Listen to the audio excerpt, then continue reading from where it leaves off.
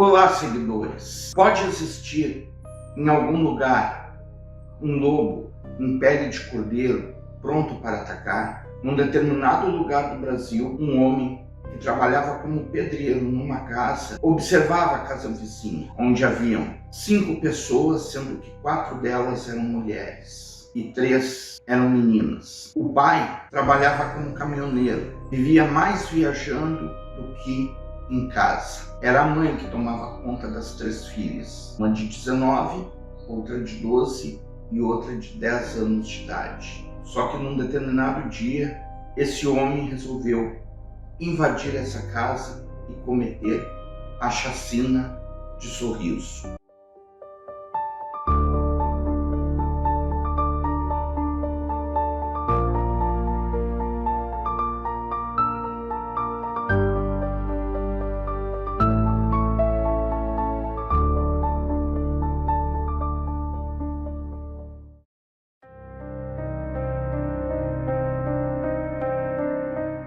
Sorriso era considerada, em 2023, como a cidade de maior índice de violência sexual do país. E foi justamente nessa cidade que ocorreu um dos crimes mais hediondos que se tem notícia até o momento, envolvendo violação sexual. Esse pedreiro tinha 32 anos de idade, trabalhava na casa ao lado, fazendo obras, mas ele observava toda a movimentação da casa que as vítimas moravam. Foi lá e invadiu a casa e tirou a vida das 4 mulheres que lá estavam, sendo que 3 delas foram violadas sexualmente. Na calada da noite, que Gilberto Alves dos Anjos invadiu a casa e tirou a vida de Cleci Calvi Cardoso, de 46 anos, Miliane Calvi Cardoso, de 19 anos, Manuela Calvi Cardoso, de 13 anos, e Melissa Calvi Cardoso, de 10 anos de idade. Como eu já falei aqui, ele não apenas tirou a vida das 4 mulheres, como se aproveitou intimamente de 3 delas. Apesar da violência instaurada na casa da família Calvi Cardoso e da cena de horror no local do crime, esse caso de violência sexual foge um pouco dos padrões como acontece normalmente, tanto naquela cidade quanto em qualquer outra do país, ou até mesmo do mundo. Geralmente, quem está envolvido como principal suspeito num caso como esse é alguém da família, ou próximo à família, algum amigo que está sempre por perto. Mas nesse caso especificamente, esse lobo em pele de cordeiro chamado Gilberto Alves dos Anjos, de 32 anos, não era nenhuma coisa nem outra. Ele era um pedreiro que estava trabalhando na casa ao lado, começou a observar a movimentação que acontecia na casa da família Calvi Cardoso. Quando se sentiu seguro o suficiente, resolveu atacar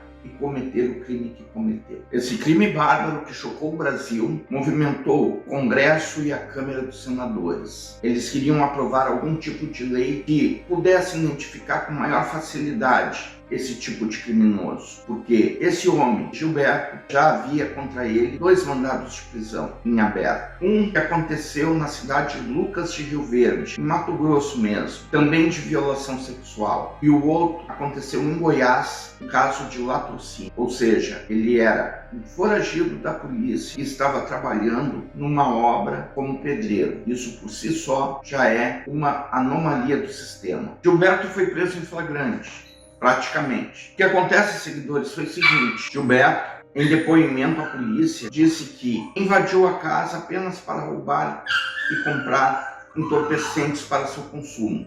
Porém, a dona da casa, Dona Cleci, ela acordou e o surpreendeu. Daí teve um combate entre os dois ali e ele tirou a vida dela. Tirou a vida das filhas também, usando um objeto cortante pontiagudo, e tirou a vida da pequena Melissa, de 10 anos de idade, por asfixia, pois ela estava gritando muito, estava chamando muita atenção e isso não era interessante para ele. Como já sabemos, seguidores, a justiça é cega, mas ela enxerga no escuro. A polícia conseguiu chegar ao nome principal suspeito da seguinte forma: haviam marcas do chinelo de Gilberto na casa da vítima que estavam manchadas de sangue, e isso facilitou a identificação do culpado. O responsável pela investigação, o delegado Bruno França Ferreira, ele classificou o crime como brutal, algo que todos que lá estiveram, entre peritos e investigadores, na cena do crime,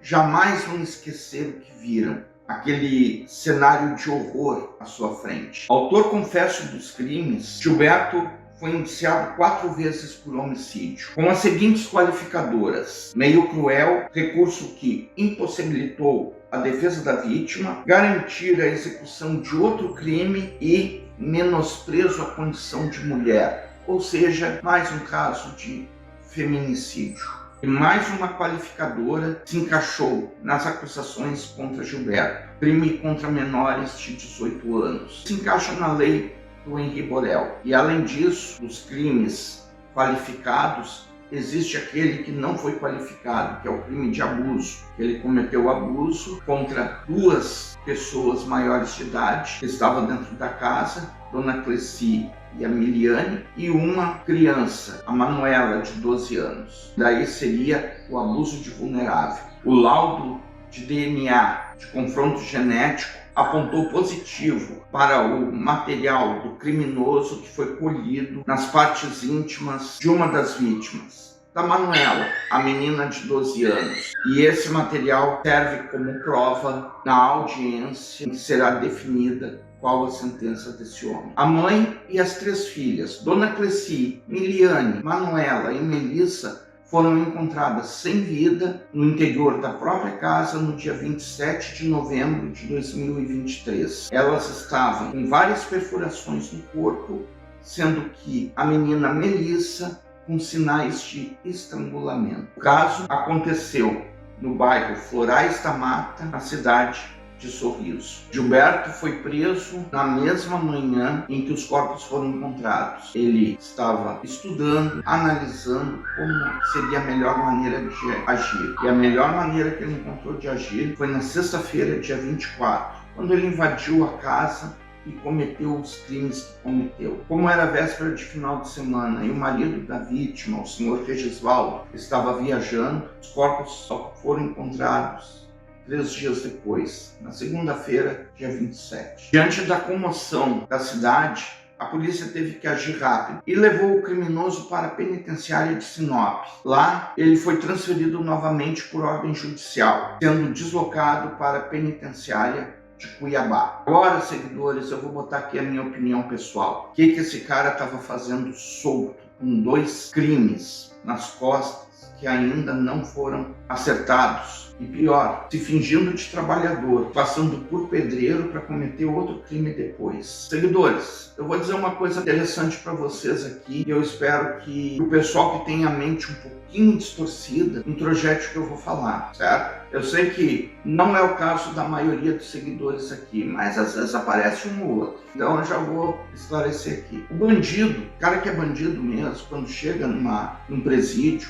numa penitenciária, onde vai cumprir uma pena, se ele chega lá por causa de um assalto a banco ou por causa de um assalto a carro forte, motivo financeiro, patrimonial, sei lá, ele chega grandão, ele chega botando respeito lá. Ele é o preso que é mais respeitado dentro daquele presídio. Agora, aquele preso que chega lá, faz mal à família, que destrói uma família, que comete um crime da natureza que esse zão aí cometeu, esse passa trabalho na mão dos outros. Esse vai apanhar até dizer chega. Vai comer o pão que o diabo amassou dentro da cadeia. E eu vou dizer uma coisa para vocês. É isso que ele merece. Talvez, para evitar algum confronto direto, alguma coisa, vão tentar proteger ele de alguma forma lá dentro. Só que mais cedo ou mais tarde é pego pelos parceiros dele. Daí é que ele vai ver a onça beber água. Agora eu vou falar aqui para vocês um pouco sobre o pai das meninas e o marido da Dona Cleci, seu Regisvaldo. Como eu já falei na introdução, ele era caminhoneiro, ele vivia viajando a trabalho, ficava mais fora de casa do que com a família, infelizmente. Mas alguma coisa chamou a atenção desse homem naquele dia, quando ele estava em viagem. Ele tentava contato com a esposa e não conseguia, tentava contato com as filhas e não conseguia. Isso durante sábado e o domingo. Imaginem a agonia desse homem tentando falar com a família durante o final de semana inteiro e não conseguindo. Mas o pior veio na segunda-feira. Quando chegou segunda-feira, ele entrou em contato com o colégio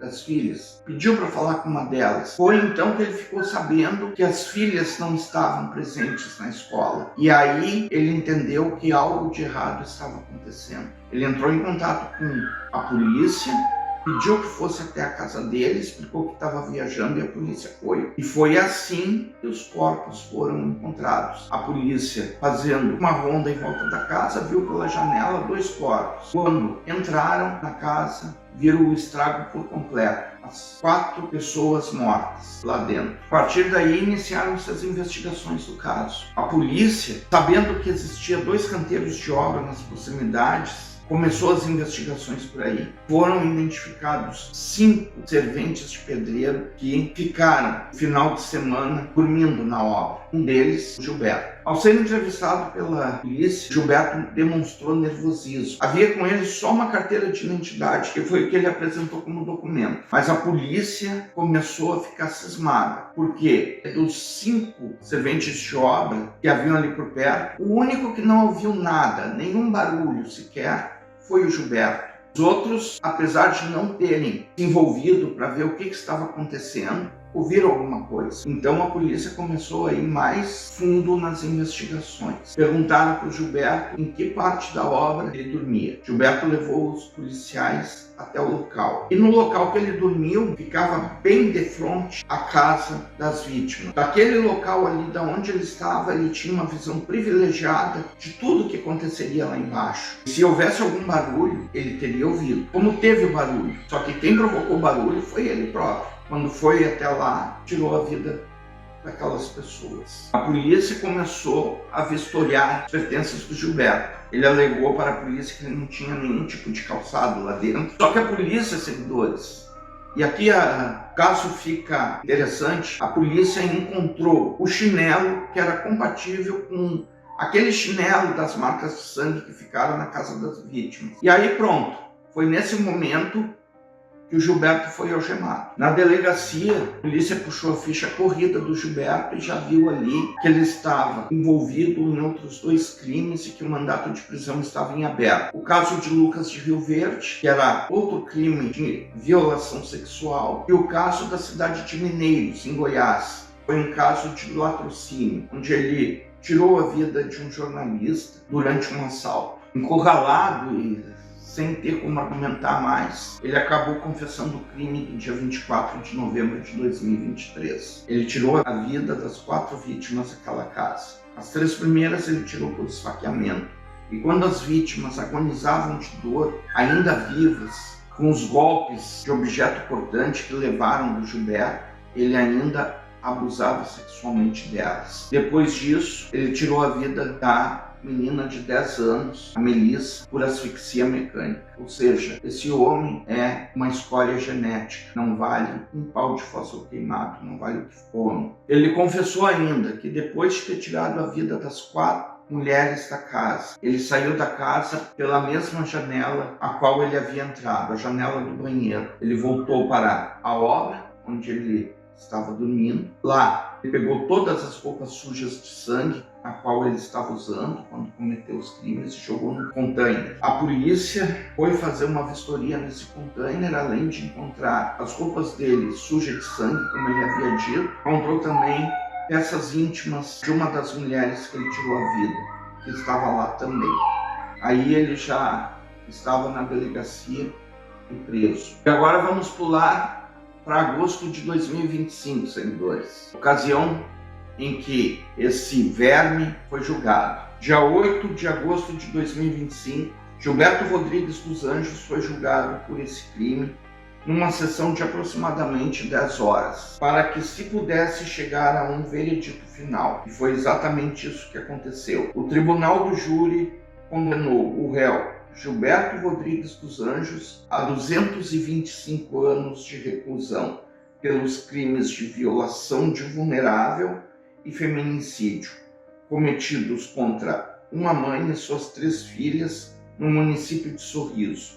A sentença foi proferida pelo juiz Rafael Duprá Panicella, da primeira vara criminal de Sorriso, e o promotor de justiça Luiz Fernando Rossi Pupino atuou no julgamento como representante do ministro público de Mato Grosso, na cidade de Sorriso. O Conselho de Sentença reconheceu todas as circunstâncias qualificadoras que haviam sido imputadas em relação a todas as vítimas, bem como a causa de aumento de pena, a condenação do réu, que terá início de cumprimento imediato e em regime fechado. Durante o julgamento, o promotor de justiça afirmou que o crime cometido por Gilberto foi claramente premeditado. Segundo ele, o réu agiu com frieza e cálculo, observando detalhadamente a rotina das vítimas,